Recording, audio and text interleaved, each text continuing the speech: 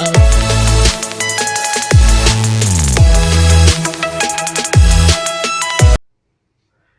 friends, welcome to Unacademy.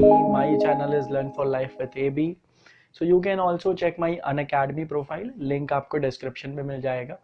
आज मैं अपने YouTube चैनल का पहला कोर्स स्टार्ट कर रहा हूँ क्लास 5th के EVS से, ठीक है, जो कि NCERT CBSE बोर्ड के सिलेबस में है. अदरवाइज ये बहुत बेसिक कॉन्सेप्ट्स हैं. जब आप UPSC की प्रिपरेशन करने जाते हो या डिफेंस की प्रिपरेशन करने जाते हो एट द हायर लेवल, तो भी आपको यहीं से स्टार्ट करना पड़ता है क्लास 5th 6th से, क्योंकि काफ़ी बेसिक चीज़ें यहाँ पर आपको सीखने को मिलती हैं. तो मैं एकदम बेस से स्टार्ट कर रहा हूँ. हर सब्जेक्ट लेकर आऊँगा आपके लिए, whether it is history, geography, polity. बहुत सारे कोर्सेज मेरे अनअकैडमी पे लॉन्च्ड हैं, तो आप जाकर अनअकैडमी पे मेरा प्रोफाइल, जो कि डिस्क्रिप्शन में आपको मिल जाएगा, आप उसको विजिट करके बहुत सारी चीज़ें वहाँ पर जाकर देख सकते हो. ऑलरेडी वहाँ पर प्रेजेंटेशंस के फॉर्मेट में, जैसे कंप्यूटर लैंग्वेजेस हो गया, पर्सनालिटी डेवलपमेंट हो गया, वहाँ पे ऑलरेडी रखा हुआ है, ठीक है. आप उसको जाकर चेकआउट कर सकते हो. और बाकी जो बची हुई चीज़ें हैं जो प्रेजेंटेशन के माध्यम से नहीं समझाई जा सकती हैं, तो उनको मैं यहाँ पर आपके लिए बोर्ड पर एक्सप्लेन करूँगा. तो चलिए आज का लेसन स्टार्ट करते हैं. पहला लेसन जो कि है, मैं देख पा रहा हूँ कॉन्टिनेंट्स एंड ओशियंस के बारे में, ठीक है. तो अगर आपके पास बुक है तो प्लीज़ उस बुक को ओपन कर लीजिए. ये आपको मिलेगा पेज नंबर 6 में, राइट. तो आप पेज नंबर 6 को ओपन करिए, जहाँ पर हेडिंग लिखी हुई है कॉन्टिनेंट्स एंड ओशियन, और ये है आपका चैप्टर नंबर 1, ठीक. तो चैप्टर नंबर 1 से हम लोग स्टार्ट करेंगे, ठीक है. तो आइए देखते हैं क्या लिखा हुआ है. पूरा चैप्टर एक्सप्लेन करूंगा, जल्दी से जल्दी आपको समझाने की कोशिश करूंगा क्या कॉन्सेप्ट होता है और क्या बाकी सारी चीज़ें हैं, ठीक है. तो आते हैं. सबसे पहले लिखा हुआ है about 29% of the earth surface is covered with the land and 70% by water. तो क्या मतलब है कि जो आपका अर्थ दिया हुआ है, ठीक, फॉर एग्जाम्पल ये आपका अर्थ है, तो 70% कितना होता है? ऑलमोस्ट आपका 2/3, ठीक, 2/3, ठीक है. 70% ऑलमोस्ट 2/3 मान लेते हैं कि 2/3, क्योंकि 2/3 क्या होता है? 66.66 होता है, ठीक. तो अगर 70% आपको लेकर चलना है तो ये 2/3 से बहुत ज़्यादा डिफरेंट नहीं है. तो मान लेते हैं कि 2/3, अगर इसको 3 पार्ट कर दिया जाए, ठीक है, तो ये हिस्सा पूरा आपका क्या है? लैंड है, सॉरी वाटर है, और बाकी हिस्सा आपका लैंड है, यानी 1/3 आपका ये है और बाकी हिस्सा आपका वाटर है. ऐसा आपकी बुक में लिखा हुआ है. उसके बाद क्या लिखा हुआ है? Ocean, seas, lakes, rivers makes up total this square kilometres, while the total land surface area is this. Land surface has mountains, valleys, plains, forest, barren, deserts, and land surface is divided into 7 continents. तो 7 continent कौन कौन से होते हैं? आप देखोगे सबसे पहले सबसे बड़ा कॉन्टिनेंट जो है, अगर आपके पास वर्ल्ड का मैप हो, आप देखोगे बुक में भी आपके वहीं पे नीचे राइट साइड में वर्ल्ड का मैप दिया हुआ है. तो वर्ल्ड का मैप अगर आप देखो तो उसमें आपको क्या दिखाई देगा कि आपको 7 अलग अलग कॉन्टिनेंट, जैसे एशिया जो है, जो यहाँ पर येलो कलर से बना हुआ है, ठीक है, वो एशिया है. उसके बाद क्या है, इधर आप देखोगे थोड़ा सा ऑरेंज टाइप का कलर है, वो आपका ऑस्ट्रेलिया है. फिर यहाँ पर थोड़ा ऑरेंज और रेडिश टाइप का कलर है, ऐसा कुछ फिगर बना हुआ है, वो अफ्रीका है. उसके जस्ट ऊपर ग्रीन कलर का फिगर है, वो यूरोप है. और उसके लेफ्ट में आपका पिंक कलर का है, जो कि नॉर्थ अमेरिका है. और फिर नीचे आपका कुछ बना हुआ है जो कि साउथ अमेरिका है, ठीक. तो ये आपके कॉन्टिनेंट्स हैं. एक कॉन्टिनेंट आपका ऐसा है जो हमेशा बर्फ से ढका रहता है, जिसको हम जानते हैं एंटार्कटिका नाम से, ठीक. वो आपके एकदम साउथ पोल पर आता है.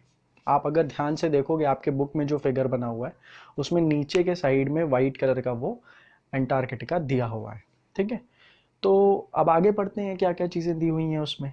तो जो 7 continents are Asia, Africa, Antarctica, Australia, Europe, North America and South America. The confidential land masses are concentrated more in northern hemisphere than in southern hemisphere. तो ये क्या कहना चाह रहा है? नॉर्दर्न हेमिस्फीयर और सदर्न हेमिस्फीयर क्या कहना चाह रहा है? ध्यान से देखिएगा, ये अर्थ है, ठीक है. तो इसको डायरेक्शन के हिसाब से यानी दिशा के हिसाब से 4 भागों में बांटा जा सकता है। कौन कौन सी दिशाएं होती हैं 4? ये होती है नॉर्थ, ये होती है साउथ, ये होती है ईस्ट, ये होती है वेस्ट। ठीक है, तो दिशा के हिसाब से 4 पार्ट में डिवाइड किया जा सकता है। अब हम देखते हैं कि नॉर्थ दिशा पृथ्वी में किस तरफ है। ये हो गई नॉर्थ, ये हो गई साउथ, ठीक है। इधर आपकी दिशा हो गई ईस्ट और इधर हो गई वेस्ट। तो अगर हम ईस्ट और वेस्ट को थोड़ी देर के लिए इग्नोर कर दें तो हमारे पास क्या है, हमारे पास है नॉर्थ और साउथ। यानी ये वाला पूरा हिस्सा आ गया नॉर्थ और ये वाला हिस्सा पूरा आ गया साउथ में। तो होगा क्या, इसको हम बोलेंगे नॉर्दर्न हेमिस्फीयर और इसको हम बोलेंगे सदर्न हेमिस्फीयर। ठीक, तो वही चीज यहाँ पर आपको लिखी हुई है कि ज्यादातर लैंड जो है पृथ्वी का वो किधर है, नॉर्दर्न हेमिस्फीयर में है। तो जरा सा ध्यान देते हैं, ये अभी यहाँ पर मैंने वर्ल्ड का मैप बनाया था आपके लिए, ठीक है। इसमें आप देखोगे अगर इसको हम नॉर्थ एंड साउथ में डिवाइड कर दें बीच में 2 पार्ट में, तो आप देखोगे मोस्ट ऑफ द लैंड जो है पूरा एशिया, यूरोप और जो बाकी हिस्से हैं और ये सारा लैंड आपका कहाँ पर है, ये आपका नॉर्दर्न हेमिस्फीयर में आता है। बाकी थोड़ा सा लैंड आपका सदर्न हेमिस्फीयर में आता है। तो यानी ज़्यादा लैंड किसमें अगर आपसे पूछा जाए है तो वो है नॉर्दर्न हेमिस्फीयर में। अगर आपके पास वर्ल्ड का मैप है, आपके सामने बुक में भी दिया हुआ है, नहीं अगर बड़ा वर्ल्ड का मैप है तो आप उसमें भी जाकर चेक कर सकते हो कि किस तरीके से नॉर्थ के साइड में आपको ज़्यादा ज़मीन दिखाई देगी और साउथ के साइड में आपको पानी ज़्यादा दिखाई देगा। ठीक, आगे क्या दिया हुआ है, आगे दिया है Asia, Europe and North America are situated in the northern hemisphere. तो एशिया, यूरोप और बाकी कहाँ है, नॉर्दर्न हेमिस्फीयर में है। उसके अलावा northern parts of the Africa and southern America also lie in the northern hemisphere. क्या है, northern parts of the Africa. ठीक, अफ्रीका मैंने आपको बताया, आप देखो वो ऑरेंज कलर का जो फिगर आपकी बुक में दिया हुआ है वो आपका अफ्रीका है। ठीक, और कुछ पार्ट साउथ अमेरिका का भी आपका किधर आता है, नॉर्दर्न हेमिस्फीयर में आता है। यानी कि जो साउथ अमेरिका है वो कम्प्लीटली सदर्न हेमिस्फीयर में नहीं है, लेकिन जो नॉर्थ अमेरिका है वो कम्प्लीटली नॉर्दर्न हेमिस्फीयर में है। ठीक, उसके बाद क्या है, उसके बाद है South America, Australia are in southern hemisphere. ठीक, वही बात जो बताई गई। तो चलते हैं नेक्स्ट पेज पे जो कि है आपका पेज नंबर 7। ठीक है, और पेज नंबर 7 में आप देखोगे तो एक पाई चार्ट बना हुआ है। पाई चार्ट क्या होता है, जो गोल गोल कलर की एक मतलब आकृति है, एक डिजाइन है, ठीक है, उसमें ऐसे कुछ पार्ट्स बने हुए हैं। तो वो दर्शा रहा है कि कितने ज़्यादा कौन सा एरिया, कौन सा कॉन्टिनेंट कितना जगह लेता है। तो आप देखोगे जो उसमें एशिया का है वो सबसे ज़्यादा कलर है। उसके बाद जैसे जैसे वो लैंड है उस हिसाब से उसमें दिया हुआ है। उसके बाद उसमें फैक्टास्टिक्स में कुछ बातें लिखी हुई हैं, क्या फैक्ट्स हैं वो आप अपने से पढ़ सकते हैं। ठीक है, नेक्स्ट टॉपिक है आपका कॉन्टिनेंट्स। तो मैं यहाँ पर वीडियो को पॉज कर रहा हूँ ताकि मैं ये सारी चीज़ें रब कर सकूँ।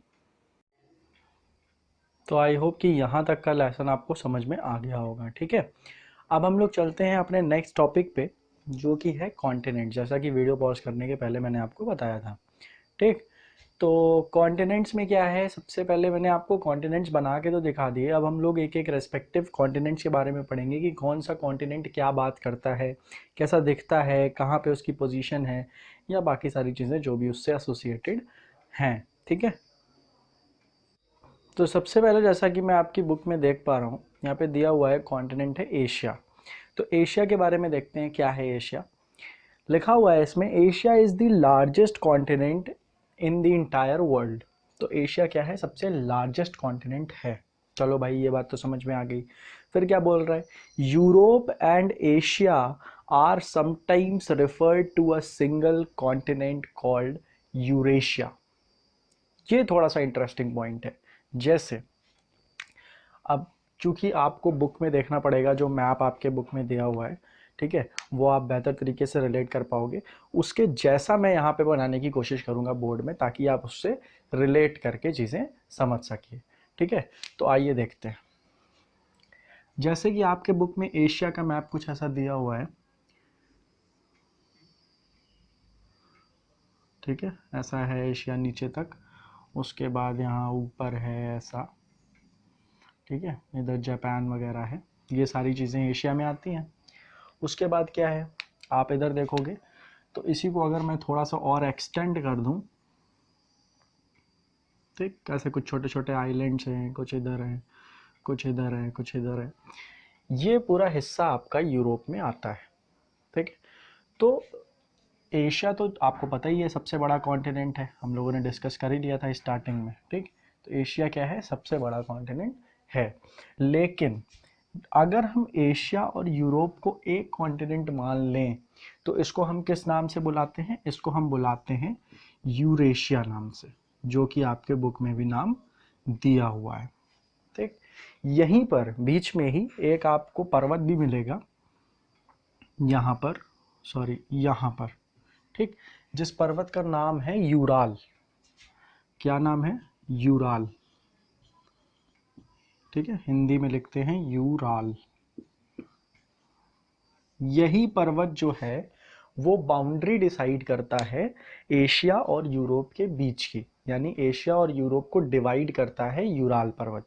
अब यूराल पर्वत की एक इंटरेस्टिंग बात मैं आपको अगर बताऊं तो यूराल पर्वत एक ऐसा पर्वत है जो दो कॉन्टिनेंट्स को तो डिवाइड करता है, लेकिन है एक कंट्री के अंदर।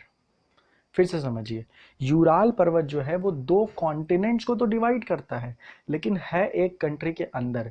यानी कि दुनिया की एक ऐसी कंट्री भी है जो दो दो कॉन्टिनेंट्स में आती है। कौन सी है ये कंट्री, आइए देखते हैं। तो ये कंट्री है आपकी रशिया। आप गूगल पे जाइएगा, रशिया का मैप देखिएगा, तो रशिया एक ऐसी कंट्री है जो एशिया का तो मेजर पोर्शन कवर करती ही है, कुछ पोर्शन रशिया यूरोप का भी कवर करती है। अगर आपने रशिया का जो यूक्रेन और क्रीमिया वाला इशू पढ़ा हो, मैं ये 5th क्लास के लिए नहीं बता रहा हूँ, ये हाई स्टैंडर्ड की चीज़ें हैं, ठीक है, लेकिन चूंकि उससे रिलेटेड हैं तो अगर आप जान लेंगे तो बेहतर होगा आपके लिए। तो रशिया जो है उसके अंदर आता है यूराल पर्वत, यानी जो यूराल पर्वत आता है वो रशिया के तो अंदर है, लेकिन डिवाइड करता है यूरोप और एशिया को। ठीक, लगता दोनों साइड रशिया ही है, लेकिन एक साइड एशिया वाला रशिया है और दूसरे साइड यूरोप वाला रशिया है। ठीक है, यही यहाँ पर एक थोड़ा सा ट्विस्टेड फैक्ट है, ऐसा क्वेश्चन पूछ लिया जाता है कभी कभी एग्जाम्स में। ठीक है, आपके लेवल पे तो नहीं, पर हाँ हायर लेवल पे पूछ जरूर लिया जाता है। उसके बाद नेक्स्ट आपके क्या लिखा हुआ है, इतना समझ गए आप। ठीक है, आगे बढ़े। आगे क्या लिखा हुआ है, Asia is made up of 48 countries. ठीक है, एशिया में कितनी कंट्रीज हैं, 48 कंट्रीज हैं। It is surrounded by the Arctic ocean. Arctic ocean किधर है, ठीक, आइए मैप के सहारे समझने की कोशिश करते हैं कि आर्कटिक ओशन किधर लाया करता है।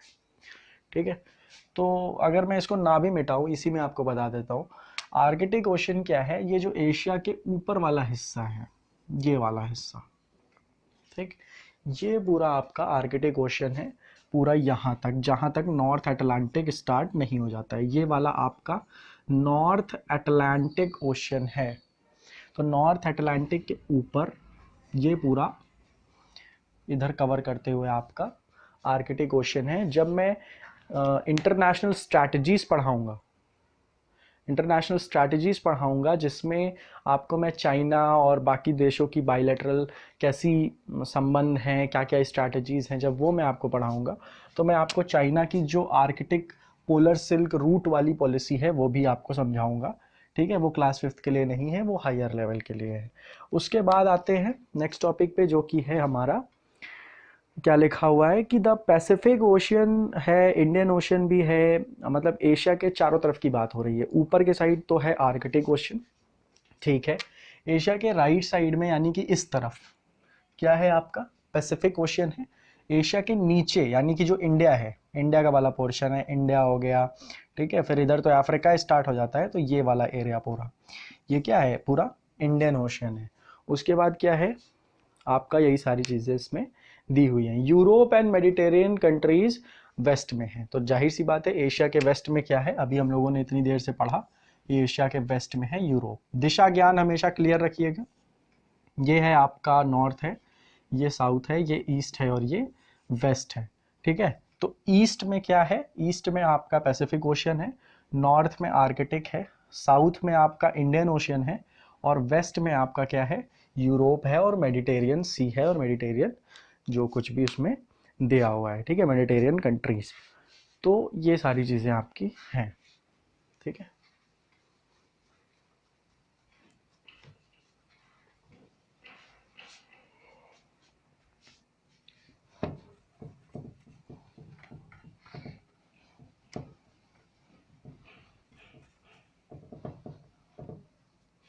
आगे बढ़े, ठीक। तो Asia has a wide variety of plant animal, है ना, ये सारी चीज़ें दी हुई हैं। थोड़ा सा वो बुक मेरे पास स्कैन कॉपी है, वो ब्लर है। It is the only continent where tigers are found in the wild. The world's deepest lake, lake Baikal in south eastern Siberia is in Asia. तो ये जो लेक है जिसका नाम आपकी बुक में दिया हुआ है, ये भी एशिया में पाई जाती है, ठीक है। तो अब आप लोग पेज स्विच करिए और आइए पेज नंबर 8 पर। पेज नंबर 8 की स्टार्टिंग में कुछ फैक्टास्टिक दिए हुए हैं। Asia comprises almost 1/3 of the total land mass of the world. वो आप अपने से भी पढ़ सकते हैं, कोई बहुत डिफरेंट बात उसमें नहीं लिखी हुई है, ठीक है। अब आते हैं अपने सेकंड कॉन्टिनेंट पे, जो कि है अफ्रीका। तो Africa is the second largest continent है वर्ल्ड का, सराउंडेड बाय मेडिटेरियन सी है इन द नॉर्थ, अटलांटिक है वेस्ट में, इंडियन ओशन है राइट में, और रेड सी है आपका ईस्ट में। तो चलिए मैप के माध्यम से समझने की कोशिश करते हैं, ठीक है। तो मैप के माध्यम से आप देखो अगर, तो ये आपका अफ्रीका का मैप है, ठीक। मैंने रफ मैप बनाया है, बाकी मैप आपके बुक में दिया हुआ है, आप उसको देख सकते हो ध्यान से, ठीक है। तो ये एक रफ मैप है अफ्रीका का, ठीक। तो क्या बोल रहा है कि किस तरफ क्या है, तो दिशा मैंने इसीलिए यहाँ पे मिटाई नहीं थी आपके लिए। आप देखोगे नॉर्थ के साइड आपका क्या है, मेडिटेरियन है, ठीक। आपका ईस्ट के साइड क्या है, रेड सी है। उसके बाद यहाँ पर आपको इंडियन ओशन मिल जाएगा। उसके बाद आपका लेफ्ट में क्या है, अटलांटिक है। यहाँ नॉर्थ अटलांटिक है, यहाँ साउथ अटलांटिक है। तो ये सारी चीज़ें आपको यहाँ पर अफ्रीका में मिल जाएंगी। कुछ और फैक्ट्स एंड फिगर्स हैं, उनको आप बुक से भी पढ़ लेना, उनको मुझे पूरा रीड करके बताने की ज़रूरत नहीं है। जैसे कि some of the important physical features हैं, नाइल रिवर है, ठीक है, नाइल रिवर ऊपर, सहारा रेगिस्तान है यहाँ पे ना, ठीक है। तो सहारा रेगिस्तान के पास से नाइल रिवर आपकी निकलती है। One of the most earliest civilisation of human beings भी अफ्रीका में पाई गई, जो कि इथोपिया नाम की कंट्री थी यहाँ पे, ठीक है। ये सारे फैक्ट्स बुक में पता नहीं है कि नहीं, ये तो मुझे याद है तो मैं बता रहा हूँ आपको। इथोपिया नाम की कंट्री है यहाँ पे। वहाँ पे जो लूसी नाम का जो बंदरिया पाई गई थी सबसे पुरानी, जिसके ऊपर हॉलीवुड में एक फिल्म भी बनी है, तो वो इथोपिया कंट्री यहाँ पर है, ठीक। और क्या दिया हुआ है, सहारा डेजर्ट मैंने आपको बता दिया, नाइल रिवर बता दिया, सुएज कैनाल है, सुएज कैनाल यहाँ पर आपको कनेक्ट करती है इस साइड में, ठीक है। बहुत छोटी सी कैनाल है, तो उसमें आपको आप देखोगे कि यहाँ से जो शिप्स वगैरह हैं वो यूरोप की तरफ पास होते हैं, ठीक। तो जो अफ्रीकन कॉन्टिनेंट है उसमें दुनिया की सबसे ज़्यादा कंट्रीज़ हैं। एशिया में तो ज़्यादा हैं ही, लेकिन अफ्रीकन में सबसे ज़्यादा है, ठीक। यानी अफ्रीकन मतलब अफ्रीका कॉन्टिनेंट में। उसके बाद नेक्स्ट पेज पे चलते हैं, जो कि है आपका पेज नंबर 9, ठीक। तो पेज नंबर 9 पे आपका दिया हुआ है नॉर्थ अमेरिका। तो हम लोग नॉर्थ अमेरिका में देखते हैं क्या क्या चीज़ें हैं। North America is the third largest continent है in the world. It comprises Mexico, Canada and United States, ठीक। अब यहाँ पर आपका एक बहुत बड़ा कन्फ्यूज़न दूर होना ज़रूरी है, अगर आप क्लास 5th के स्टूडेंट हैं तो। वो कन्फ्यूज़न क्या है मैं आपको बताता हूँ। आपकी इंटायर लाइफ में जब भी आपने अमेरिका वर्ड सुना होगा, उसके बाद आपने सुना होगा नॉर्थ अमेरिका या साउथ अमेरिका, तो दिमाग में क्या आता है कि कोई एक कंट्री होगी अमेरिका, ठीक है, मान लेते हैं ये अमेरिका कंट्री है। उसके बाद क्या होगा, उसका जो ऊपर वाला हिस्सा होगा वो नॉर्थ अमेरिका होगा, नीचे वाला जो हिस्सा होगा वो साउथ अमेरिका होगा। लेकिन ऐसा नहीं है, ठीक। जैसे जैसे आप बड़े लेवल पे जाते हैं आपको ये चीज़ें क्लियर होती हैं, तो क्यों ना इसी लेवल पे यानी क्लास 5th के लेवल पर ही ये चीज़ क्लियर कर ली जाए। तो नॉर्थ अमेरिका जो है वो एक कॉन्टिनेंट है, कोई कंट्री नहीं है। नॉर्थ अमेरिका कुछ ऐसा दिखता है, आपकी बुक में ऑरेंज कलर का मैप दिया हुआ है नॉर्थ अमेरिका का, ठीक। ये आपका कुछ ऐसा नॉर्थ अमेरिका दिखता है, और साउथ अमेरिका कुछ ऐसा दिखता है, ठीक है। थोड़ा बड़ा बना दिया मैंने, आप अपने बुक में देख सकते हो। तो नॉर्थ अमेरिका और साउथ अमेरिका ये दो अलग अलग कॉन्टिनेंट्स हैं, जिसमें जब जब अमेरिका देश की बात होती है, हम लोग सुनते हैं, जैसे कि जिनके प्रेसिडेंट हैं डोनाल्ड ट्रम्प जी, अभी इलेक्ट हुए थे ना पिछले साल, तो जब जब हम अमेरिका कंट्री की बात सुनते हैं, या फिर कोई बोलता है कि अमेरिका गए या अमेरिका से रिश्ते हो रहे हैं, बाइलेटरल ट्रेड्स हो रही हैं या कुछ हो रहा है, तो वो अमेरिका क्या है? वो अमेरिका है यूएसए, यानी कि यूनाइटेड स्टेट्स ऑफ अमेरिका। ये कंट्री है, ये कॉन्टिनेंट नहीं है। तो यूनाइटेड स्टेट्स ऑफ अमेरिका क्या है? ये नॉर्थ अमेरिका कॉन्टिनेंट की ये वाली कंट्री है, ठीक। ये वाली, ये जो मैंने दो लाइन खींची है ना, ये थोड़ा सा ऐसे है, तो ये जो कंट्री है ये आपकी है यूएसए। तो जब जब अमेरिका की बात होती है, डोनाल्ड ट्रम्प की बात होती है, तो हम अमेरिकन कॉन्टिनेंट की बात नहीं करते हैं, हम बात करते हैं यूनाइटेड स्टेट्स ऑफ अमेरिका की, जहाँ के एक्स प्रेसिडेंट थे बराक ओबामा, काफ़ी फेमस नाम है अगर आपने सुना हो तो, ठीक है। उसके बाद मैंने ये क्या बना दिया, यहाँ पे सर्कल क्यों कर दिया, ऊपर ऐसे क्यों बना दिया, ठीक है। तो ये हिस्सा जो ये वाला है, ये हिस्सा है कनाडा का, कनाडा। लेकिन ये हिस्सा जो है ये आता है अलास्का, और ये अलास्का जो है वो स्टेट है किसका? नॉर्थ अमेरिका का, यानी नॉर्थ अमेरिका का पार्ट है, सॉरी यूएसए का पार्ट है। और ये जो है ये एक हवाईयन आइलैंड है, तो ये आइलैंड भी क्या है? अमेरिका यानी कि यूएसए का पार्ट है, ठीक। तो ये चीज़ यहाँ पर आपको क्लियर करना ज़रूरी थी। तो अभी हम लोग पढ़ रहे थे सिर्फ नॉर्थ अमेरिका कॉन्टिनेंट के बारे में। तो नॉर्थ अमेरिका में आपको जैसे पता चल गया, ये कनाडा हो गया, ठीक है, ये यूनाइटेड स्टेट्स ऑफ अमेरिका हो गया, यहाँ मैक्सिको हो गया, बहुत सारी छोटी छोटी कंट्रीज़ हैं यहाँ पे, जैसे क्यूबा है, पर्टोरिको है ना। तो बहुत सारी छोटी छोटी कंट्रीज़ यहाँ पर हैं। वेस्ट इंडीज़ की टीम क्रिकेट खेलने आती है, बहुत से लोगों को पता ही नहीं है कि वो टीम आती कहाँ से है, वो टीम ओरिजिनेट कहाँ होती है। तो यहाँ पर जो छोटे छोटे आइलैंड्स हैं उनको बोला जाता है कैरेबियन आइलैंड्स, ठीक है। क्या बोला जाता है? Caribbean islands. तो यही आइलैंड्स की वो टीम है जिसको हम वेस्ट इंडीज़ के नाम से जानते हैं। उसके बाद क्या है, आते हैं साउथ अमेरिका में, यानी कि नेक्स्ट कॉन्टिनेंट आपका है साउथ अमेरिका, ठीक है। उसमें जो चीज़ें लिखी हुई हैं वो मैं आपको पढ़ के नहीं सुना रहा हूँ, क्योंकि वही सारी बातें हैं कि क्या बड़ा है क्या छोटा है, तो वो आप अपने से पढ़ सकते हो। बेसिक है, आपका मैप क्लियर होना चाहिए, तो वो मैं आपको बोर्ड पे बना के समझा रहा हूँ, ठीक। तो अभी हम लोग पढ़ रहे थे पेज 9, तो आइए चलते हैं पेज 10 पे, ठीक है। तो पेज 10 का पहले में ही ऊपर साइड में ही दिया हुआ है आपका साउथ अमेरिका। तो साउथ अमेरिका क्या है? फोर्थ लार्जेस्ट कॉन्टिनेंट है वर्ल्ड का, और सराउंडेड बाई है Caribbean sea to the north. तो ये वाला जो सी है इसको हम क्या बोलते हैं? Caribbean sea.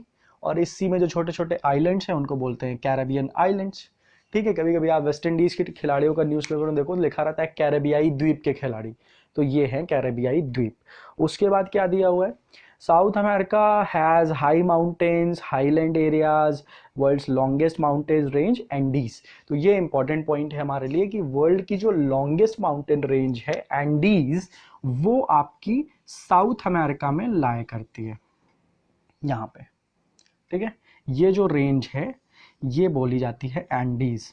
नॉर्थ अमेरिका में रेंज है रॉकीज है, तो वो सारी चीज़ें हैं। क्योंकि इस चैप्टर में हम पढ़ रहे हैं ओशियंस और कॉन्टिनेंट्स के बारे में, इसलिए हम ओशियन कॉन्टिनेंट्स डिस्कस कर रहे हैं। माउंटेन का पॉइंट आ गया तो मैंने बता दिया, लेकिन हम माउंटेन को जब मैं बताऊंगा तो अलग से उसके लिए एक लेसन है।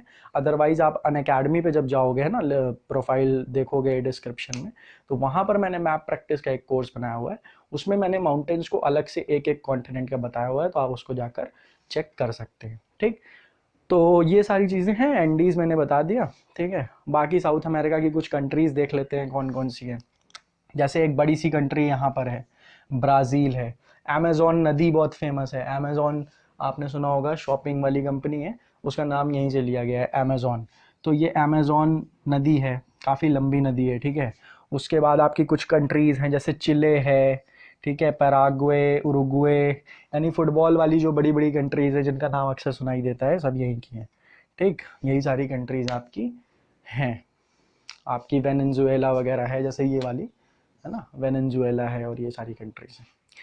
तो उतना डीप में क्लास 5th के लेवल पे ज़रूरत नहीं है, सिर्फ आपको एग्जैक्टली लोकेशन पता होनी चाहिए कि कहाँ पर है आपका साउथ अमेरिका और उसका सिग्निफिकेंस क्या है, ठीक। थोड़ा सा उसके माउंटेन्स और रिवर्स वगैरह पता होने चाहिए। उसके बाद क्या है, उसके बाद आपका दिया हुआ है अंटार्कटिका दिया हुआ है। तो अंटार्कटिका क्या है आपका, आपका ये है सदर्न मोस्ट कॉन्टिनेंट है, पहले ही बता दिया कि परमानेंटली कवर्ड होता है स्नो में, ठीक। बताया था कि नहीं बताया था, बताया था। तो आपको बताया था ऑलरेडी कि ये स्नो में परमानेंटली कवर्ड होता है,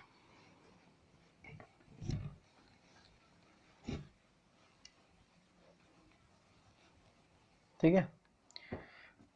तो आपका जो नॉर्थ है, सॉरी अंटार्कटिका है, वो परमानेंटली कहाँ कवर्ड होता है, परमानेंटली कवर्ड होता है स्नो में। तो वो कहाँ पर है, जहाँ अगर मैं आपका वर्ल्ड का मैप बनाऊँ तो एक रफ मैप बना लेते हैं, ठीक है। इतने देर से हम लोग पढ़ रहे हैं तो काफ़ी सारी चीज़ें सीख गए हैं। जैसे ये एशिया हो गया, ये यूरोप हो गया, यहाँ पे अफ्रीका पढ़ा हमने, यहाँ नॉर्थ अमेरिका पढ़ा, यहाँ साउथ अमेरिका पढ़ा, अभी ऑस्ट्रेलिया यहाँ पे पढ़ेंगे। तो इन सब के नीचे यानी यहाँ इस रीजन में जो कॉन्टिनेंट पाया जाता है वो कॉन्टिनेंट है आपका अंटार्कटिका, जो बर्फ से ढका रहता है। तो यहाँ पर हर कंट्री के अपने अपने प्रोजेक्ट्स हैं, मतलब यहाँ पे हर कंट्री अपनी अपनी लैंड क्लेम करती है। लैंड क्लेम का क्या मतलब है कि इतना एरिया मेरा है, इस पे मैं रिसर्च करूँगा और बाकी का एरिया आपका है, ऐसे करके काफ़ी कंट्री। तो इंडिया का भी वहाँ पर है जिसका नाम है दक्षिण गंगोत्री। क्या नाम है, दक्षिण गंगोत्री। इंडिया का जो प्रोजेक्ट है वहाँ पे रिसर्च का, बाकी हर कंट्री का अपना है। ब्रिटिश वालों ने भी कब्जा जमा रखा है, तो सारी कंट्रीज़ का वहाँ पे थोड़ा थोड़ा है, लेकिन रह कोई नहीं सकता क्योंकि इतनी एडवर्स कंडीशन है। -75 डिग्री 80 डिग्री रात में 100 डिग्री माइनस में टेम्परेचर चला जाता है, तो कोई वहाँ पे लाइफ सर्वाइव नहीं कर सकते हैं। सिर्फ आपको वहाँ पे पोलर बेयर, वही वाइट वाले बेयर मिल जाते हैं, पेंगुइन्स वगैरह हैं, ठीक है। तो इंसानों का रहना तो बहुत मुश्किल है। और अगर इंसान रहें भी वहाँ पे, जैसे नॉर्थ पोल पे भी लगभग इतना ही टेम्परेचर जाता है, लेकिन इंसान वहाँ रहते हैं क्योंकि तो नॉर्थ पोल थोड़ा कनेक्टेड है। अगर आप ध्यान से देखो, ये है नॉर्थ पोल, तो यहाँ पे ये कंट्रीज हैं ऑलरेडी, ठीक। तो यहाँ से आप यहाँ सामान पहुँचा सकते हो खाने पीने का, क्योंकि इतनी बर्फ में तो कुछ उगेगा नहीं। लेकिन आप साउथ में देखो तो यहाँ पर इतना ज़्यादा कम लैंड है। मैंने आपको बताया ना, नॉर्दर्न हेमिस्फीयर में ज़्यादा लैंड है, साउथ में ऑलरेडी कम है। बीच में बहुत बड़ा समुद्र का एरिया है, उसके बाद नीचे आप कुछ पैदा भी नहीं कर सकते हो खाने पीने का। तो होगा क्या, यहाँ से यहाँ सरवाइव करना ही अपने आप में एक बहुत बड़ा टास्क है। तो ज़रूरत क्या है, इतना लैंड ऊपर है तो ह्यूमंस आपको वहीं पे मिलते हैं। हालांकि काफ़ी लोग यहाँ पर एक्सप्लोरेशन और अपने बाकी चीज़ों के लिए ग्लेशियर स्टडी और जो कुछ भी है वो बाकी कंट्रीज़ का चलता रहता है, ठीक। तो आई होप कि अंटार्कटिका के बारे में आपको समझ में आ गया होगा। चलते हैं नेक्स्ट पेज पे, जो कि है आपका पेज नंबर 11, ठीक है। जैसा कि मैंने बताया कि साइज़ वाइज हम लोग चल रहे थे, तो सबसे पहले एशिया में गए हम, एशिया के बाद हमें अफ्रीका में गए, उसके बाद नॉर्थ अमेरिका गए, साउथ अमेरिका गए। यूरोप के बारे में हम लोगों ने थोड़ा सा डिस्कशन स्टार्टिंग में इसलिए कर लिया था यूरेशिया के चक्कर में, क्योंकि यूरोप और एशिया दोनों का कॉम्बिनेशन मिला के हम लोगों ने डिस्कस कर ली थी चीज़ें। तो एक बार फिर से यूरोप के बारे में डिस्कस कर लेते हैं, क्योंकि साइज़ वाइज यूरोप का नंबर अब आया है, यानी एशिया, अफ्रीका, उसके बाद नॉर्थ अमेरिका, फिर साउथ अमेरिका, तब आपका आया अंटार्कटिका, उसके बाद आता है आपका यूरोप, एंड देन लास्ट में आएगा ऑस्ट्रेलिया, ठीक है। तो यूरोप के बारे में ज़्यादा कुछ बताने की ज़रूरत नहीं है। एशिया के साथ हम लोगों ने डिस्कस कर लिया था। जैसे कि ये था, मान लेते हैं यूरोप, ठीक, एक मोटा मोटा मान लेते हैं ये है यूरोप, आपके उसमें मैप में बुक में दिया हुआ है, ठीक है। तो यूरोप के क्या है भैया, ईस्ट साइड में आपका क्या है, बताया मैंने ऑलरेडी, एशिया है, ठीक। नॉर्थ साइड में क्या है आपका, आर्कटिक ओशन है। साउथ में क्या है, मेडिटेरियन सी है, और साउथ में आ जाओ तो अफ्रीका है। उसके अलावा आपका वेस्ट में क्या है, आपका नॉर्थ अटलांटिक ओशन है, और छोटे बहुत आइलैंड है, वो सारी चीज़ें हैं, ठीक है। और यूरोप पूरा ऐसा कॉन्क्रीट नहीं है, यूरोप थोड़ा खोखला टाइप का है, मतलब यहाँ पे जो है वो काफ़ी सारा ऐसे समुद्र वगैरह है, जैसे ये यूके है, ठीक है, ये आयरलैंड है। तो ऐसे काफ़ी छोटे छोटे आइलैंड्स और छोटे छोटे, क्योंकि लैंड फॉर्म ज़रूरी नहीं है कि कंसिस्टेंट ही हो, लगातार ही हो। तो यूरोप ऐसा कॉन्टिनेंट है। जो बातें यूरोप की लिखी हुई है 2-4 लाइनें, वो आप ऑलरेडी अपने से देख सकते हो, जैसे कि वर्ल्ड का सेकंड स्मॉलेस्ट है, यानी इसके बाद सिर्फ ऑस्ट्रेलिया है। उसके बाद it is surrounded by Arctic ocean, वही सारी बातें जो मैंने आपको ऑलरेडी बता दी हैं। ठीक, यूराल पर्वत के बारे में भी मैंने आपको यूरोप के बता दिया था। ठीक है, कैस्पियन सी है साउथ में। ठीक है, द ब्लैक सी है, द कैस्पियन सी है साउथ में। उसके बाद बाकी सारी चीज़ें हैं।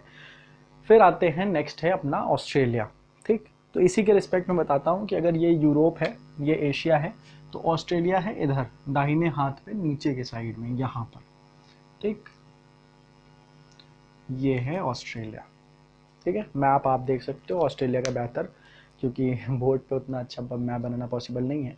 उसके बाद Australia is the smallest continent of the world and is an island.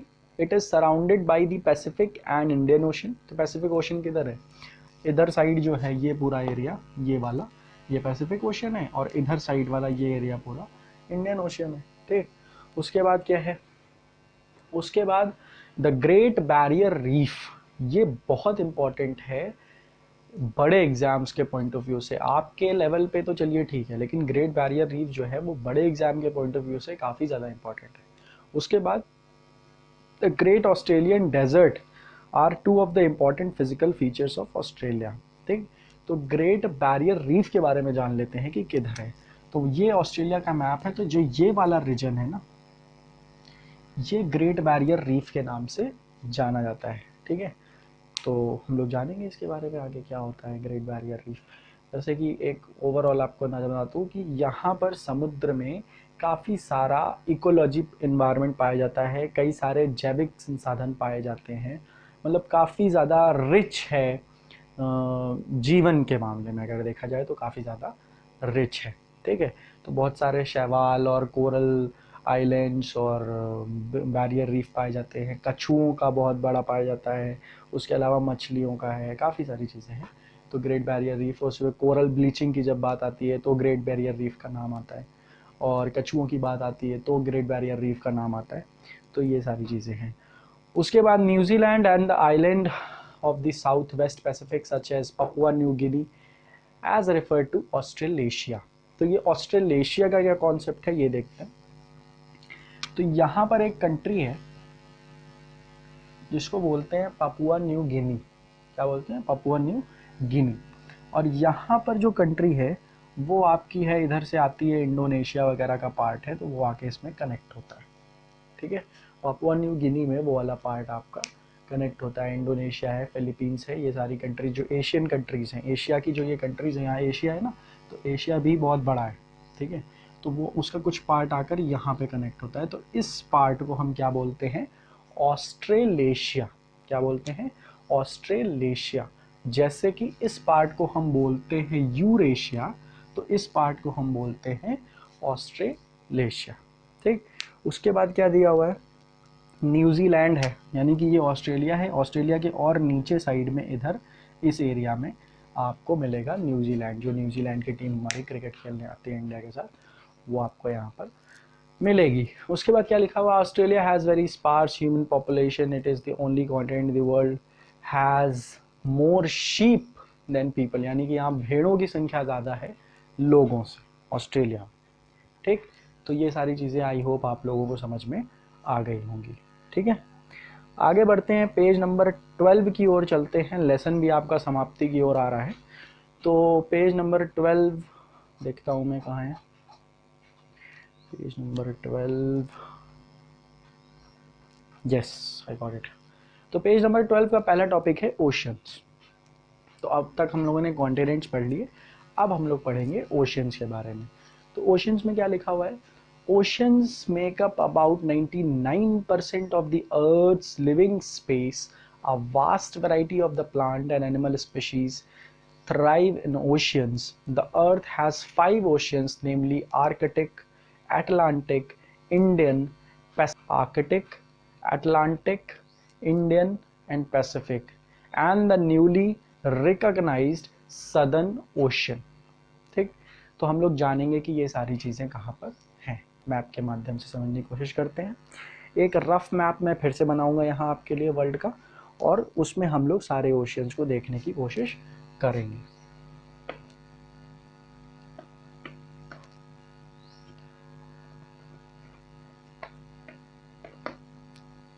ठीक है, तो एक रफ मैप मैं बना लेता हूँ। ठीक, ये मान लेते हैं एशिया। ठीक है, ये मान लेते हैं यूरोप, ये सपोज कर लेते हैं अफ्रीका। ठीक है, इसको मान लेते हैं नॉर्थ अमेरिका, इसको मान लेते हैं साउथ अमेरिका। ठीक, इसको मान लेते हैं एंटार्कटिका, इसको मान लेते हैं ऑस्ट्रेलिया। ठीक है, तो एक मोटा मोटा मानचित्र आप कह सकते हैं मैंने यहाँ पे वर्ल्ड का बना दिया है। एग्जैक्ट फिगर आपकी बुक में आपके सामने दिया हुआ है। ठीक, तो सबसे पहले देखते हैं आपका है आर्कटिक ओशियन। आर्कटिक ओशियन कहाँ आता है? ये वाला एरिया, दिस इज आर्कटिक। ठीक, उसके बाद नेक्स्ट दिया हुआ है आपका अटलांटिक ओशियन। तो अटलांटिक को भी दो पार्ट्स में हम फर्दर डिवाइड करते हैं। ठीक है, कायदे से तो ये आपका अटलांटिक है, ये है आपका अटलांटिक, यानी ये वाला हिस्सा, ये आपका अटलांटिक ओशन है, जिसको हम दो पार्ट्स में फर्दर यानी कि नॉर्थ अटलांटिक और साउथ अटलांटिक ओशन के पार्ट्स में डिवाइड करते हैं। उसके बाद है आपका इंडियन ओशन। तो नाम से ही पता चल रहा है इंडिया के नीचे का जो ओशन है ये वाला इंडियन ओशन। और अकेला ऐसा ओशियन है वर्ल्ड का जिसका नाम किसी कंट्री के नाम पर है, वो भी हमारी कंट्री इंडिया के नाम पर। ठीक है, तो बहुत प्राउड की बात है। उसके बाद क्या है? Pacific ocean. तो पैसिफिक ओशन क्या है? ये जो यूनाइटेड स्टेट्स है, मतलब कि ये जो अमेरिका का पार्ट है, ये वाला, ये जो अमेरिका का पार्ट है, इसके इधर ये पूरा एरिया, और एशिया और ये वाला जो इंडियन ओशन के राइट साइड का पार्ट है। तो आपको पता ही है अर्थ गोल है ना, तो ये पीछे से ऐसे जुड़ा हुआ है। ये फ्लैट मैप हम लोग पढ़ रहे हैं, तो जब ये पीछे से ऐसे जुड़ेगा तो यही वाला हिस्सा तो यहाँ पे आके जुड़ेगा, है कि नहीं? ये हिस्सा इधर आके जुड़ेगा जब ये गोल होगा। तो आप इमेजिन करो कि अगर ये एक पेपर होता, इसको मैं ऐसे निकाल के ऐसे मोड़ के पीछे से जोड़ देता, तो क्या होता? ये वाला हिस्सा ही तो इधर जाके जुड़ता, क्योंकि बीच से तो ऑलरेडी ये जुड़ा हुआ है। तो क्या होता? यही पैसिफिक ओशियन आपका इधर भी है, जापान वाले रीजन में। उसके बाद छोटे छोटे सी हैं, जैसे कि जापान सी, साउथ चाइना सी, मेडिटेरियन सी। ठीक है, तो वो हम लोग बाद में देखेंगे कि क्या है, अभी हम लोग ओशियंस के बारे में देख रहे हैं। उसके बाद क्या है आपका? पैसिफिक ओशियन हो गया, एंड द न्यूली रिकॉग्नाइज्ड आपका सदर्न ओशियन। तो सदर्न ओशियन किस पार्ट में आएगा? ये आपका इंडियन ओशियन का पार्ट है। ठीक है, ये आपका अटलांटिक का पार्ट है, ये आपका पैसिफिक का पार्ट है। अब ये जो आपका अंटार्कटिका महाद्वीप है, इसके जस्ट ऊपर इंडियन ओशन से नीचे ये वाली जो पट्टी है, इसको हमने न्यूली रिकॉग्नाइज्ड सदर्न ओशन का नाम दे रखा है, यानी इसको हम सदर्न ओशन के नाम से जानते हैं। ठीक, उसके बाद क्या है? नेक्स्ट टॉपिक देखते हैं। नेक्स्ट टॉपिक वही ओशंस के बारे में दिया हुआ है, जैसे कि Atlantic oceans covers an area of 82 million squares. वो एक स्टैटिस्टिक्स दिया हुआ है, आंकड़े दिए हुए हैं कि कौन सा ओशन कितना जगह लेता है, कौन सा ओशन क्या करता है, तो वो सारे आंकड़े यहाँ पर दिए हुए हैं। ठीक है, उसके बाद हम लोग चलते हैं लास्ट पेज की तरफ, जो कि है पेज नंबर 13। ठीक है, तो इस पेज में भी मैं देख पा रहा हूँ वही सारे स्टैटिस्टिक्स दिए हुए हैं जो ओशंस मैंने आपको बताई दी ऑलरेडी। आर्कटिक हो गया, अटलांटिक हो गया, एंटार्कटिक ओशन भी उसको बोलते हैं, और न्यूली नेम है सदर्न ओशन, तो सदर्न ओशन के नाम से हम जानते हैं। उसके बाद आपको दिया हुआ है इंडियन ओशन। पैसिफिक के बारे में आपको बता दिया, तो ये वाला जो ये दिया हुआ है, ये पैसिफिक, और उधर वाला मतलब ये जब पीछे से जाके राउंड होके जुड़ेगा। उसके बाद है सदर्न ओशन, मतलब नीचे वाला ये वाला। ठीक है, ये आपको मैंने बता दें, ठीक। फिगर पे मतलब इस तरह एक बार में आप देखोगे तो थोड़ा कंफ्यूजिंग लगेगा, लेकिन जब स्टार्टिंग से आप देख रहे हो हर चीज़ें, तो यहाँ पे आप देखते चलना और बुक से उसको तुरंत मैच करते चलना, तो आपके माइंड में क्लियर होता जाएगा, ठीक है। उसके बाद वही सदर्न ओशन के बारे में दिया हुआ है, और यहीं पे आपका ये चैप्टर समाप्त हो जाता है, जिसमें ओशियंस के बारे में हम लोगों ने पढ़ा, जो भी हमारे ओशियंस थे, और हम लोगों ने सभी कॉन्टिनेंट्स के बारे में पढ़ा, ठीक। कुछ क्वेश्चंस दिए हुए जैसे name of the continent which is permanently covered in ice, तो कौन सा कवर्ड है, तो ये सारे क्वेश्चन अब आप पढ़ के समझ सकते हो कि कौन सा कवर्ड है परमानेंटली आइस में। अगला क्वेश्चन है rank the continents in order of their land masses, यानी कौन बड़ा है कौन छोटा है, तो मैंने अभी आपको बताया सीक्वेंस में, ठीक है। कौन से दो कॉन्टिनेंट्स हैं जो लैंड शेयर करते हैं, तो मैंने स्टार्टिंग में बताया कौन से दो कॉन्टिनेंट है जो लैंड शेयर करते हैं, ये लैंड ही तो शेयर हो रही है, यहाँ बीच में देखो ना, ये लैंड शेयर हो रही है कि नहीं हो रही। उसके बाद क्या है, how many countries are part of the North America, ठीक है। तो वो जब आप पढ़ोगे नॉर्थ अमेरिका के बारे में उसमें रेस्पेक्टिव कैटेगरी में, तो वो है what is Eurasia, what is Australasia, ये सारी चीज़ें मैंने आपको बताई हैं। तो आप कमेंट सेक्शन में मुझे इसके आंसर्स लिखकर बता दोगे, ठीक है। Sorry for this. Okay, then आपको दिया हुआ है mark the following on a world map, तो वर्ल्ड मैप में आपको मार्क करना होगा, ठीक है। रिवर नाइल दिया हुआ है, एंडीज माउंटेन्स मैंने आपको बताया, रॉकी बताया, सहारा डेजर्ट बताया, अमेजोन बताया, रिवर नाइल, सब कुछ तो बता दिया। तो एक मैप लेना, प्रैक्टिस करना, ठीक है। अगर आपके पास मैप नहीं है तो इंटरनेट खोलना, ठीक, उस पर मैप दिया होगा, टाइप करना वर्ल्ड मैप। उसके बाद आप रिवर नाइल तो इमेजिन करना रिवर नाइल कहाँ पे, उसके बाद उस मैप में उसको देखना, तो आपको क्लियर हो जाएगा कि रिवर नाइल मैंने सही सोचा था इसी लोकेशन पे है या किसी और पर्टिकुलर लोकेशन पे है। उसके बाद क्या दिया हुआ है, colour the ocean seas blues in the world map, तो ये सारी आपकी एक्सरसाइज हैं बुक्स की, आप आसानी से कर सकते हो, और अदरवाइज आपके स्कूल टीचर जो भी रेस्पेक्टिव होंगे वो कराएंगे ही। तो यहाँ पर फिनिश होता है चैप्टर 1 क्लास 5th का ईवीएस का, ठीक है। तो आई होप कि लेसन आपको अच्छे से समझ में आया होगा। अगर समझ में आया है तो प्लीज़ लाइक बटन को हिट करना, और कमेंट सेक्शन में आंसर लिख के भी बताना। आप ही की प्रैक्टिस होगी, आपस में कंपटीशन करोगे, अदरवाइज उस पर मेरा कोई बेनिफिट नहीं है, ठीक है। अच्छे से मैम प्रैक्टिस करना है, कंप्यूटर लैंग्वेजेस वगैरह सीखना है या फिर बाकी चीज़ें हैं, तो अनअकैडमी का जो मेरा प्रोफाइल लिंक दिया हुआ है, ठीक है, डिस्क्रिप्शन में, उस पर जाकर मेरी प्रोफाइल को फॉलो कर लेना। कोर्सेज में इनरोल ज़रूर करा लिया करो, कोर्सेज में इनरोल कराने का बेनिफिट होगा, कोई भी नया लेसन ऐड होता है तो वहाँ पे आपको नोटिफिकेशन प्रॉपर टाइम पे मिलते रहते हैं, ठीक है। अदरवाइज जो बाकी चीज़ें हैं, जो बाकी लेसन हैं ईवीएस के रेस्पेक्टिव, और या फिर और भी बहुत सारी चीज़ें हैं, उनको मैं यहीं पर अपने यूट्यूब चैनल पर ही अपलोड करता चलूँगा, ठीक है। तो फिर मिलते हैं अगले लेसन में, यानी कि चैप्टर 2 में। तब तक के लिए आप सभी का धन्यवाद। जय हिंद।